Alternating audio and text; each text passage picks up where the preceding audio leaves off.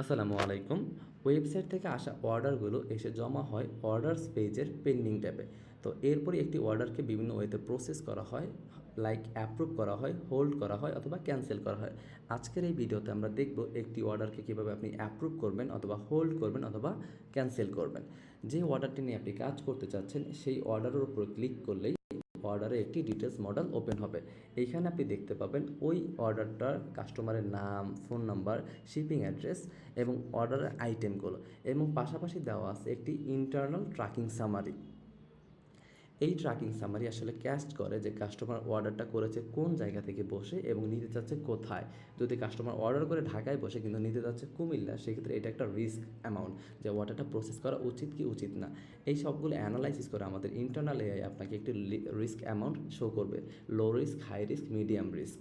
যেমন এই অর্ডারটি কাস্টমার নিতে যাচ্ছে ঢাকায় এবং অর্ডার করেছে ঢাকায় বসে, তাই এটি লো রিস্ক, আপনি চাইলে পাঠাতে পারেন। এবং কাস্টমার কতক্ষণ ছিল আমাদের ওয়েবসাইটে এবং নিউ নাকি পুরাতন ভিজিটর সেটাও এখানে টুকটাক দেখাবে আপনাকে।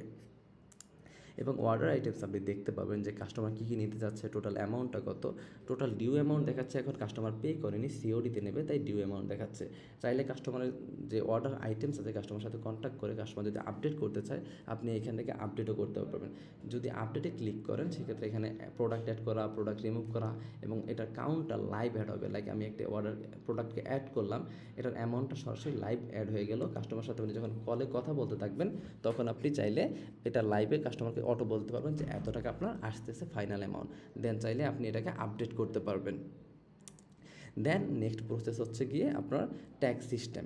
ট্যাগ হচ্ছে কাস্টমারকে আপনি চাইলে কোনো একটা ট্যাগ দিতে পারেন পরবর্তীতে কাস্টমারকে ফিল্টার করার জন্য, that's he is a good customer, আপনার কমিউনিকেশনের উপর আপনি যেটা তাকে রিমার্ক করতে চান।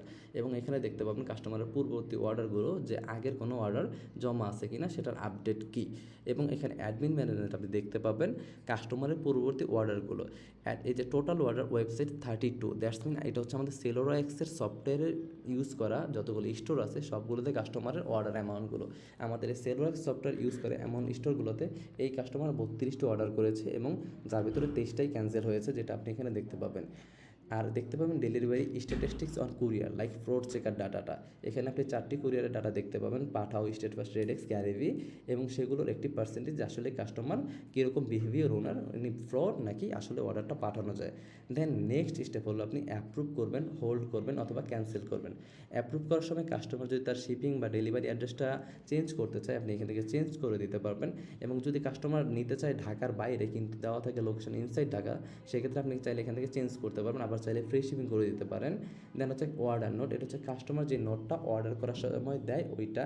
ইন্টারনাল নোটটা হচ্ছে আপনি যখন অর্ডারটা অ্যাপ্রুভ করছেন আপনার পরবর্তী এমপ্লয়ি বা পরবর্তী যে পার্সন আছে তার জন্য কোনো নোট পাস করতে চাইলে এইখানে নোটটা দিয়ে দেবেন।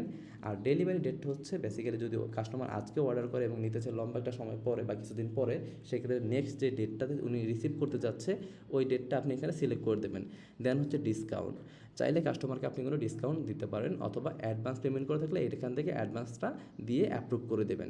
এবং যদি চান হোল্ড করতে সেক্ষেত্রে হোল্ড হচ্ছে ইন্টারনাল নোট, যে আপনি কেন হোল্ড করতেছেন এবং পরবর্তী কোন দিন কাস্টমারকে আপনি কল করতে চাচ্ছেন এখান থেকে সেটা করে হোল্ড করে দেবেন।